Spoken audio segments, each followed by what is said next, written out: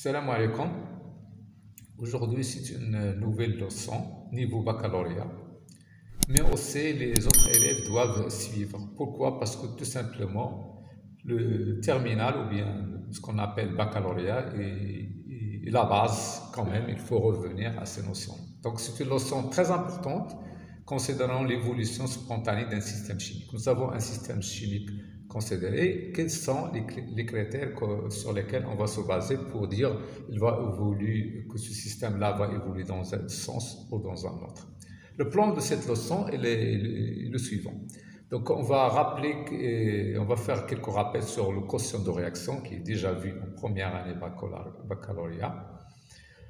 Et cette année aussi, d'accord, l'expression du quotient de réaction, comment on calcule le quotient de réaction pour un système donné, un système chimique donné. Le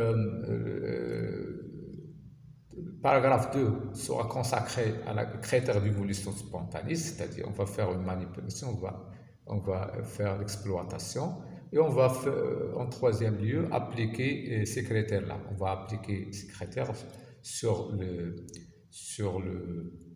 une réaction acido-basique et aussi une réaction d'oxydoréduction. Voilà, on commence. Voilà. Voilà, donc, tout d'abord, le quotient de réaction. Donc, je considère cette réaction-là, d'accord, c'est une réaction qui, nous avons les réactifs A et B avec les coefficients stoichiométriques, nous avons les réactifs C et D avec les coefficients stoichiométriques. Donc, la réaction, puisque c'est aqueux, donc on va caractériser chaque espèce par sa concentration, d'accord? Donc, d'où on va avoir l'expression du quotient de réaction qui va avoir cette forme-là. Donc, c'est C à la puissance du coefficient stoichiométrique C fois la concentration de D à la puissance coefficient stoichiométrique du produit D sur concentration du réactif A à la puissance coefficient fois. Donc, c'est ça. Donc, l'expression ne fait intervenir que les concentrations des espèces chimiques dissoutes. Si jamais vous avez solide ou bien vous avez un solvant, donc il ne va pas figurer ici. Il a qu'un الماء ولا شي حاجة صلبة ما كتبانش هنا. Vous savez? Que les concentrations des espèces chimiques dissoutes exprimées en mol par litre. Il faut exprimer. O et QR est sans unité. D'accord? Mais considéré comme sans unité. Donc, l'unité, à condition de prendre les concentrations en mol par litre. Il y a en millimol, il faut convertir en mol par litre. Il faut prendre les concentrations en mol par litre. Voilà donc le calcul de QR dans un état donné du système. Donc, considère par exemple que cette manipulation-là, solution aqueuse qui contient des ions I2, aqueux, I- aqueux, S2, O3 moins 2, SO4 moins 2. La réaction qui peut avoir lieu avec ces éléments, c'est une réaction d'oxydoréduction de cette forme-là. Ça, c'est l'oxydant, ça, c'est le réducteur, ça, c'est le réducteur, et ça, c'est l'oxydant. Donc, l'oxydant va réagir avec le réducteur pour donner les autres. Ça, c'est égal. Donc, je vais prendre les concentrations suivantes. Je vais considérer SO4 moins 2, 2 fois 10 moins 2, S2O3 moins 2, 3 fois 10 moins 1.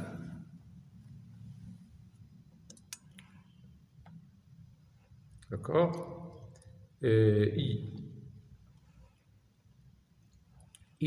Voilà. I moins, c'est quoi en fait? C'est 5 fois 10 moins 1. Et enfin, I2. Initial, si vous voulez, 2 fois 10 moins 1 mol par litre. Donc, c'est ça les concentrations molaires initiales.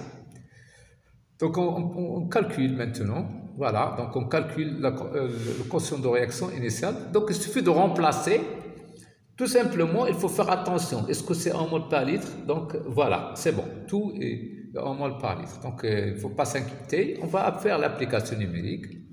Tout simplement, on va trouver une valeur de 0,28. Voilà, on dresse maintenant un tableau d'avancement. Nous avons les concentrations initiales, des réactifs, mais aussi des produits. Voilà. Avec un avancement volumique nul au départ. Au cours de la réaction, donc je vais avoir ça, donc 0,2, donc 0,2, donc je reviens. Voilà, 0,2, puisque c'est en mol par litre. Donc tout en mol par litre. 0,2 moins x sur v, 0,3 moins 2 fois. 2, pourquoi 2? Parce que nous avons 2 ici. 2 fois 0,5 plus 2x sur v, 0,02, puisque j'en ai ici 2 fois 10 moins 2, plus x sur v. Donc, à un instant t donné, donc un instant ultérieur, on va par exemple, on peut mesurer, si vous voulez, la concentration par un dosage donné, pour remonter à la concentration de ça, à un instant. Comme ça, je peux calculer x sur v, puisque j'en ai la valeur de concentration et 2, je peux remonter à la valeur de x sur v. Donc j'en ai 0,2 moins x sur v est égal à 0,15, ce qui donne tout simplement que pour x sur v la valeur 0,05. Donc le quotient de la réaction, à l'instant t, donc à cet instant-là, donc je remplace, puisque à cet instant-là, je remplace x sur v par sa valeur, partout, d'accord? Donc je fais le calcul, je trouve 4,2. Donc ça veut dire que le quotient a changé. Donc ça veut dire qu'il y a une évolution pour le système chimique. Le système chimique ne pas stable. Donc il y a une évolution. D'accord? Et d'ailleurs, avec ce calcul-là, on voit qu'il y a une évolution dans ce sens-là. Voilà, donc le critère. Donc on va essayer de découvrir par la suite le critère. On considère maintenant une autre petite manipulation. On va passer maintenant appliquer sur les acides et bases. Donc je considère le premier couple, le deuxième couple, deux couples, et on va voir cette réaction-là. Ça a le sens direct, le sens indirect. Donc j'en ai ici l'acide méthanoïque avec la base conjuguée de l'acide éthanoïque pour avoir cette réaction. La constante d'équilibre de cette réaction, ce n'est autre, puisque j'en ai les couples et j'en ai les pKai, je peux calculer, si vous voulez, cette constante. Il suffit de multiplier en haut et en bas par H3 plus H3 plus, et j'en ai ça fois ça. Ça sur ça, ça donne Ka1. Et l'autre, ça fait l'inverse. Donc, je calcule, je trouve 10.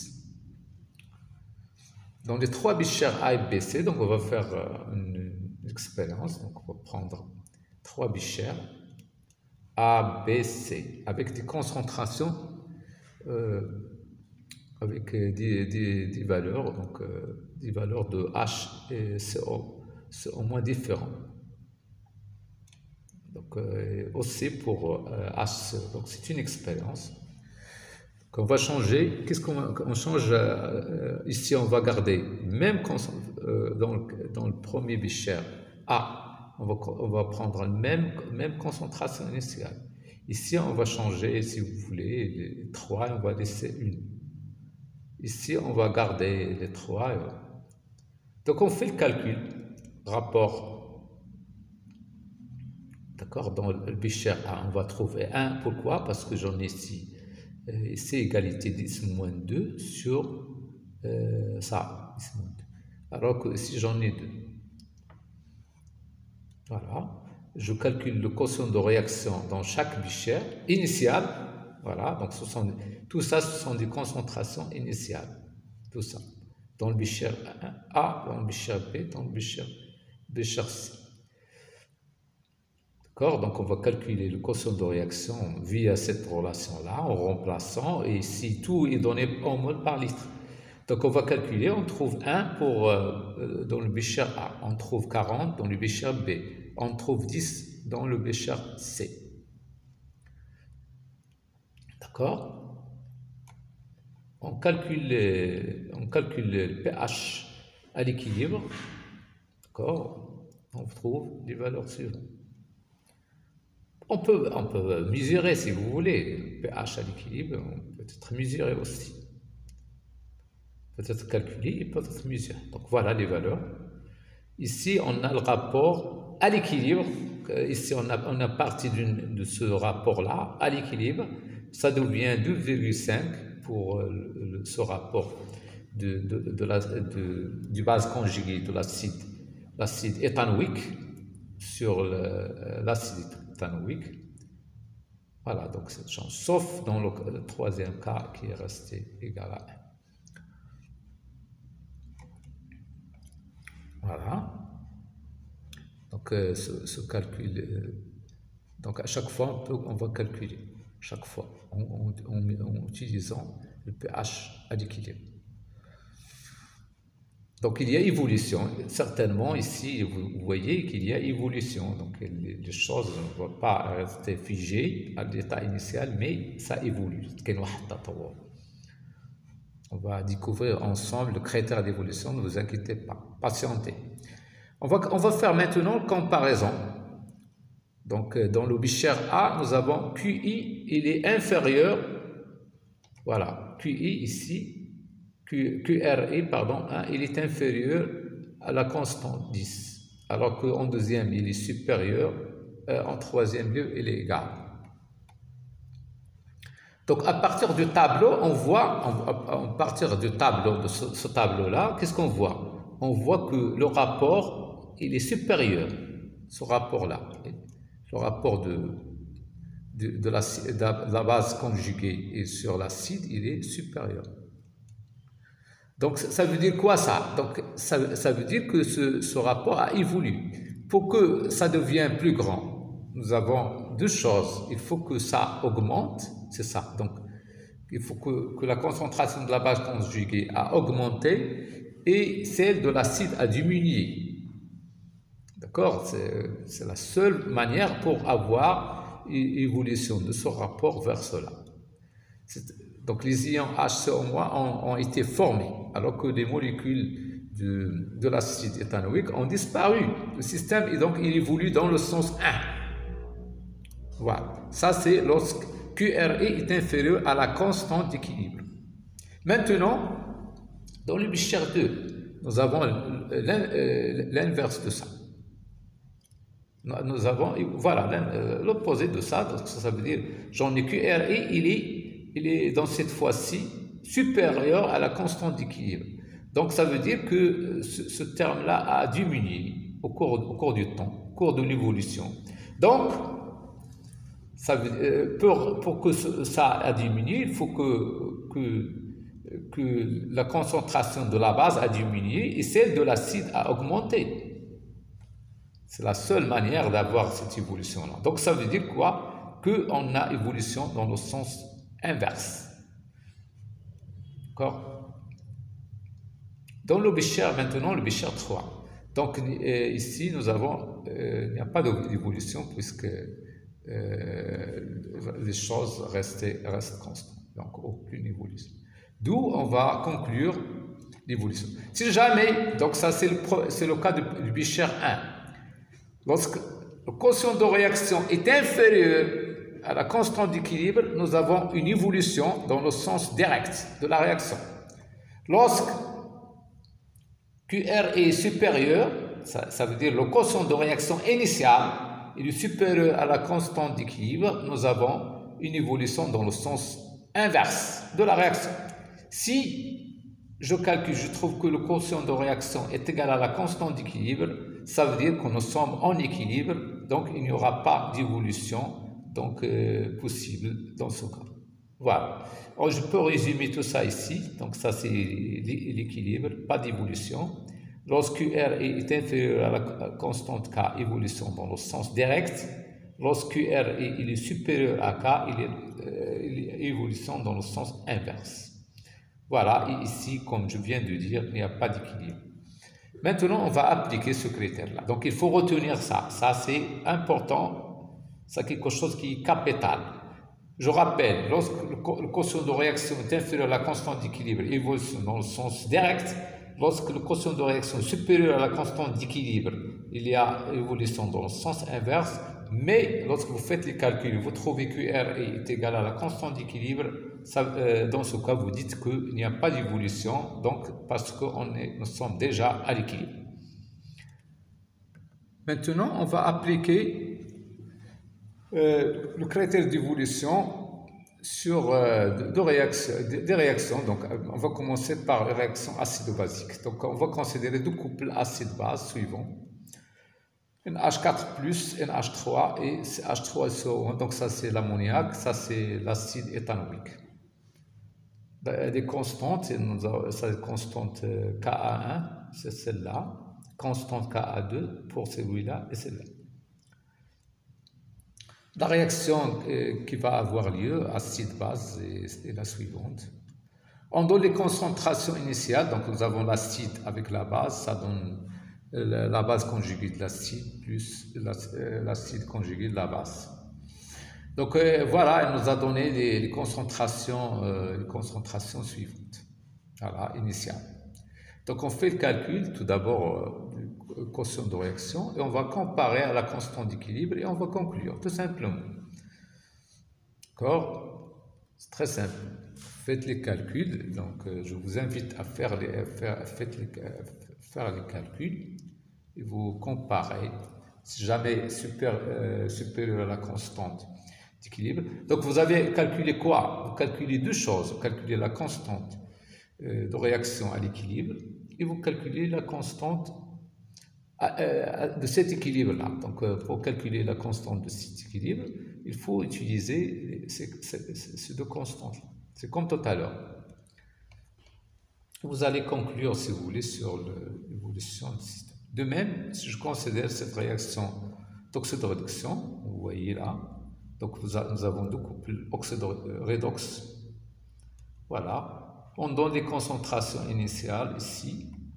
On va calculer le quotient de réaction dans ce cas-là. Et on calcule également la constante de cette réaction. Donc la constante de réaction, donc nous ont donné, si vous voulez, parce que ça figure quelque chose qui est hors le programme.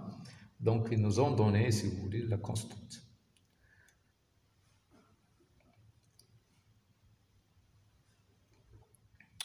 Donc, on va calculer, on calcule la valeur du quotient de la réaction en utilisant ces concentrations-là. La constante d'équilibre de cette réaction est donnée. Donc, vous allez, une fois calculé les concentrations, le quotient de réaction, vous allez comparer à ça et vous allez conclure. C'est très facile. Merci de votre attention. Je vous invite à liker et à s'abonner. Et comme ça, on va être fidèle à vous pour plus d'informations et pour plus de cours. Et prochainement, on va commencer à faire des exercices très importants. Au revoir, à la prochaine.